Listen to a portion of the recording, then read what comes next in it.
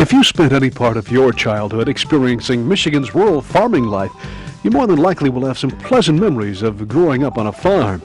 If you didn't live on a farm, perhaps you had the chance to visit Grandpa's farm.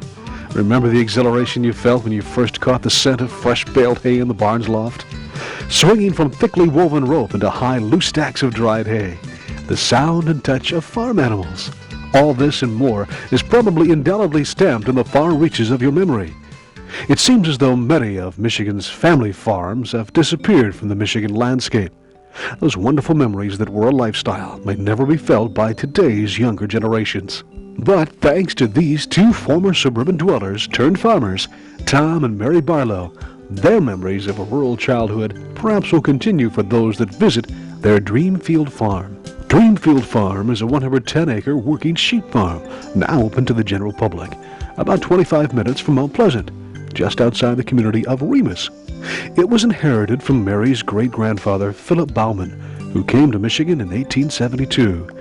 Tom and Mary told us that Dreamfield Farm was named after the 1989 movie Field of Dreams, in which James Earl Jones stated, "This field is part of our past. It reminds us of all that is good." Although Mary grew up in the city, she spent summers here on Grandpa's farm, playing in hay piles and frolicking with newborn calves and kittens. Dreamfield Farm is a chance to recreate those memories for the children of the 90s. I had one of the best summers of my life, the summer I was 8 years old. We came here to the farm, spent the whole summer here, and I had all the experiences that kids that grow up on a farm have. Played in the haystacks and roamed the fields and rode calves and played with kittens. And then I grew up and went away and went to the city and became a teacher. But I never forgot that summer.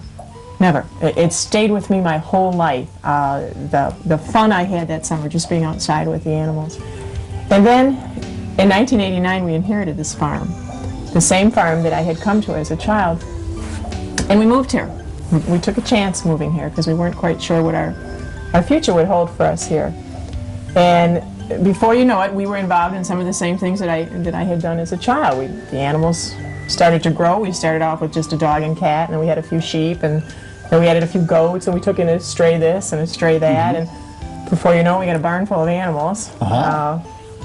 And my teacher friends from Detroit would come up, and they would suggest, why don't you just open the farm?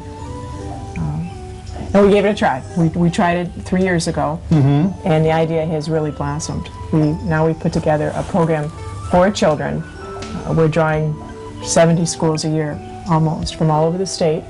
And the children come, they spend a day here. We have regular lessons. It's still considered a teaching day for me. The children sit down in the barn. They have a lesson on the products that each animal gives them. They make a craft out of wool. Our focus are the sheep, because the sheep are our favorite here. We do raise sheep for their products. So what you're doing here is providing an experience that many kids might not ever get in their lifetime, and one that's stuck in your mind. Was this a mutual agreement, Tom? I mean, did you have any reservations at all? Or? I had none. I always loved the country. My background is somewhat similar to Mary's. I was raised in the city, but in the summers I came up to my grandparents' farm area and worked on my dad's farm some of the summers just before college, and went back again to the city to become an aviator. But the draw was always there to live in the country. Just loved it. I always wanted to go back. And one day we finally said, let's do it. I mean, what are we waiting for? And we moved back with, in my case, virtually no reservations, and started raising American polypay sheep. Okay. And as that grew, as the flock grew and the products started growing, we opened up the little shop to sell some of the farm products right off the farm.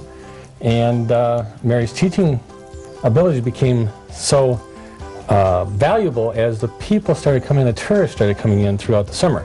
Because we do have a very large tourist crowd between Memorial Weekend and Labor Day weekend, actually into October, into the pumpkin season and everything else. But then we also added on the classroom, school groups in the spring and in the fall. So it, of course, extended the season nearly 7 months. But there's no real reservations about this whole situation.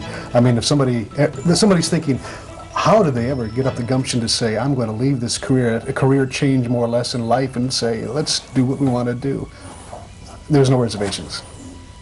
I have none. Weren't you apprehensive at all? I was. You were? I was. Okay. It was much harder for me. I was used to the steady paycheck, the full benefit package, the security of a system that I had worked for. It was hard for me.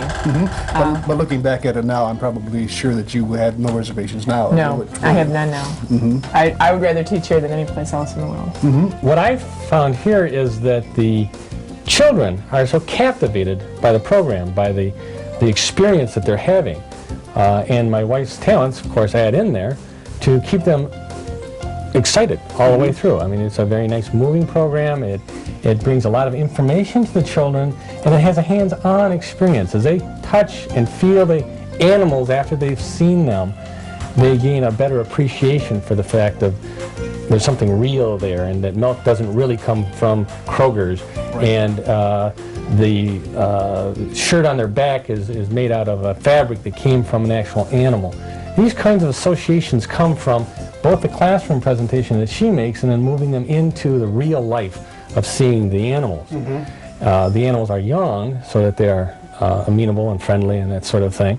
There's a good, I think, association and appreciation for the product that is produced by the animal, and the need for the interaction of animals and man. We had no idea, we really had no idea how great the need was and how much the people would appreciate the experience. The thing that is probably the most exciting for me personally is we have a type of life, a quality of life that I've always wanted to have, I've always wanted to see. I mean, there's nothing probably, to me, a better setting or more beautiful setting than a sunrise or a sunset on a flock of sheep out there in the pasture that we have. And it's exciting raising a American breed, American Polypay sheep, and yet have that work into touching society in a very special way, in what I feel is a very meaningful way. Here we have people, even in many cases, living in what we would call the country, but they're not living by the farms. The small farmer is disappearing. It's a disappearing breed. And how do young people, even older people, how do they come to that experience if they can't come to a farm? So it's a blessing in a sense that we're able to offer that and still have the same lifestyle that we were looking for all along. It's really rewarding. Yes. What's rewarding to you, Mary? I mean, what have you gained from all this experience? I share the feeling with Tom for the love of the land. There's not a window in my house that I look out of that I don't like what I see, as opposed to looking at a brick wall or 40 other houses lined up on the suburban street. I like the peacefulness of it. I like the quiet. I like listening to those birds in the morning. It's a teacher's dream to be able to teach at your own school, farm situation. I plan my lessons the way that I think they should work, and if they don't work, I change them. I have complete freedom in that. Those are the parts I enjoy. And how about the kids' reactions to the whole situation? It's wonderful. It's wonderful to see children blossom. I think my favorite experience was 2 years ago when we had a school group, and it was a special ed school group. And there was a little boy I noticed that had a little cup of corn, a little handful of corn, and he was feeding one of our little baby goats. And he was talking to the goats. I don't know what he was saying. You know how kids talk, and he was just kind of garbled talking to the goats. And I turned around and I saw two teachers with tears running down their eyes. And I said, "What happened?" They said he'd never spoken before. Really? He had never spoken. He was a special ed child that was completely nonverbal, but there was something about the contact between the baby animal and himself that brought the speech out. I'll always cherish that experience. Memories are what this farm is made of. New ones made daily by the children, and old ones fondly recalled by some of the visiting adults, as Mary tells us. A lot of our tourists are grandparents, and they're a delight. They bring the grandkids. The grandparents relax. They just seem to melt. They sit in the big chairs out there and they watch the kids play. And then they tell us stories. And I feel sometimes as blessed by some of them sharing with me is what I have to share with them. Exactly, a gold mine in their own Right, way. right. Tom and Mary's Dream Field Farm not only provides a hands-on learning experience of which lasting impressions are made, but they also are providing a very practical learning and sharing program through a parcel of land set aside for the growing of vegetables for St. Michael's Food Pantry. The land is supervised by this man, known to the university as Dr. Bowman, but known on Dreamfield Farm as Farmer Don. Farmer Don directs the visiting 4- and 5-year-olds from St. Michael's Preschool. These are the young ones who will be learning by actually planting, growing, and harvesting the garden. Dreamfield Farm of Remus, taking its cue from the movie Field of Dreams, and that voice from afar that said, "If you build it, they will come." Tom and Mary did just that, provided that place of memories for the young and old alike.